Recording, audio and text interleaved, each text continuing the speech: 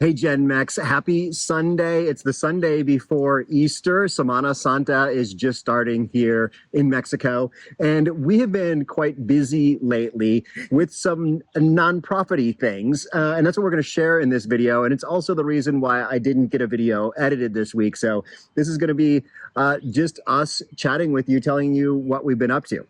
Yep. So I think that's a good cause. It's also Palm Sunday, I think. I remember back in the day, there were, oh no, that was Ash Wednesday. Palm Sunday is when they make the ashes for the next Ash Wednesday. So not a good Catholic. Yeah, I'm not a good Catholic at all.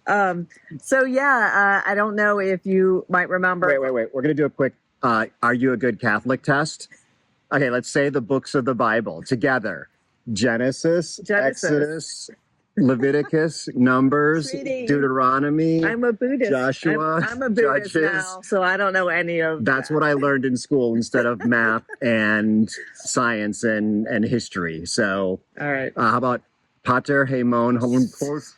That is in Greek, ancient Greek, the Our Father. Also learned that one in Catholic. Anyway, that is so useful now. Okay. Yeah.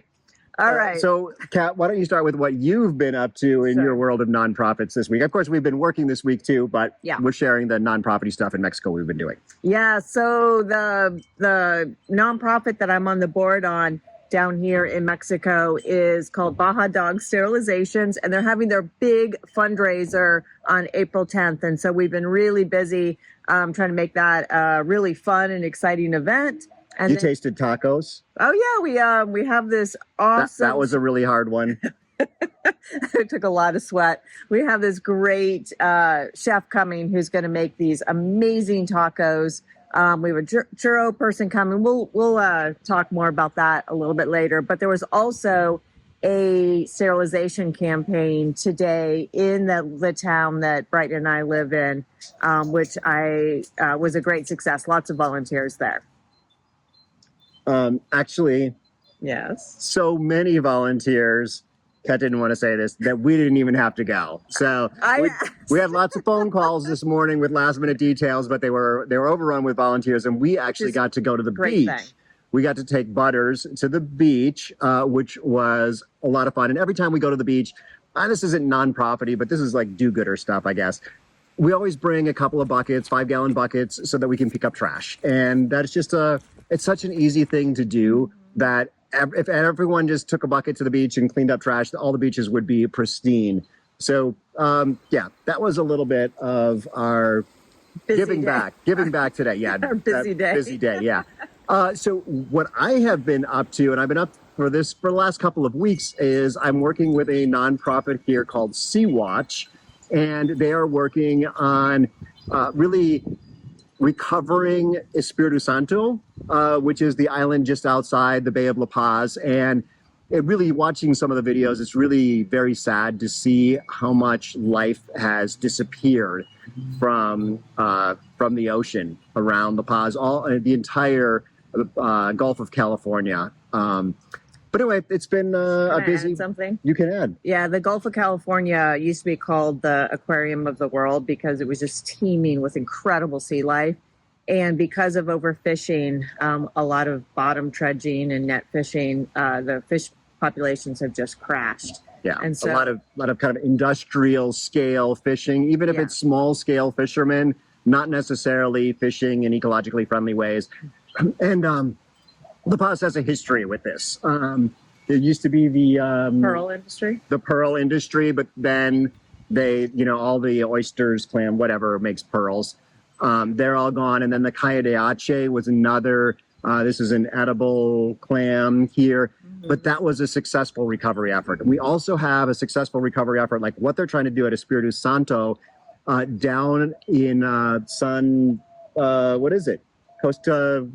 What you're talking about? Cabo Polmo. It's an amazing dive site, and they started protecting this. I think it's been 30 years ago, and it took 10 years to start seeing some real progress, and now it's just amazing. And the diving there is probably the best dive site in Baja California Sur, maybe even Baja California Peninsula. And the other part of it is the best fishing is right outside this area. So it's an area where you cannot fish, but the sport fishing and the local fishermen right outside there, it's where all the fish are born. And so then they leave, and it's great fishing. So I have to say I'm super, super proud of Brighton for volunteering his time with Sea Watch. And fingers crossed they're able to protect areas and bring some of the fisheries back. And if there's something that my viewers, foreigners, can do, I'll be letting you know on this channel right now. Really, the stuff that we've been working on has all been in Spanish, so it's been great for my Spanish learning. And it's all for local Paseño people from Mexico, people from La Paz, to know more about this so that they care. It's not really at this stage appropriate for foreigners to be kind of being part of or leading an effort to try to change this. Sea Watch. Well, the people that need to be asking the government to protect this need to be the locals. And a lot of the foreigners we're the support system for the local people who are leading the effort. They have to be, yeah. They have to be in the front. And then people like Brighton and other expats who have certain talents can be in support of them. Yeah, and same thing with you guys, with Baja Dog Sterilizations. The board is part people... born here, locals. People who've been here for a long time, people who speak Spanish well, and yeah, so that we can kind of understand. And I am equally proud of Kat for being part of that, because it is so necessary to really help out. I mean, the dogs are something that we can see so much, and obviously we've been involved in. With the ocean, what's sad about it is nobody knows. It looks perfectly fine and healthy from the surface, but underneath, especially the people who've seen it in the past. So I've been working with this free diver here. She's broken world records multiple times for free diving, and she grew up, or she's been here for a long time. I'm not sure if she grew up here, but anyway, she's seen the change, and she can really recount what's missing, and you don't know what's missing unless someone tells you. Right, and the hammerheads are a good example. Yeah, hammerhead sharks used to, like, people said you could walk from one hammerhead shark to another out here in Espiritu Santo. Now they're gone.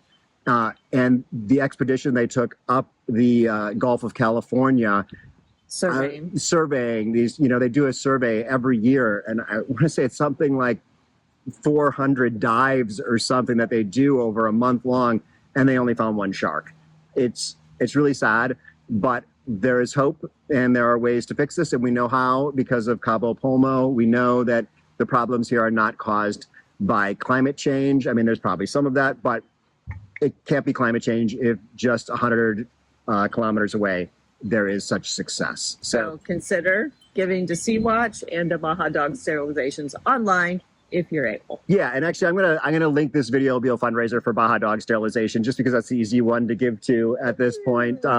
And Sea Watch, like I said, when it's time, I'll be asking you guys to take action. So the takeaway here is you will never be bored. When you are here in Mexico, there's always so much fun stuff to do. It's not always the margaritas, although we did have quite a few margaritas last time. We had friends over. Yeah, Flash Gordon. Hi, Flash. But there's lots of stuff that's super meaningful as well. So you'll never be bored. Always good things to do and good friends to do it with. Yes, the people here, the people who are fully retired, yeah, they're on the pickleball court more than us, but they are out. Everyone is staying very busy with all the things that you can do to help out down here. So start thinking about that if you're not already here. If you're already here, what is it that you do to volunteer your time? Leave that in the comments down below. Hasta luego. Adios.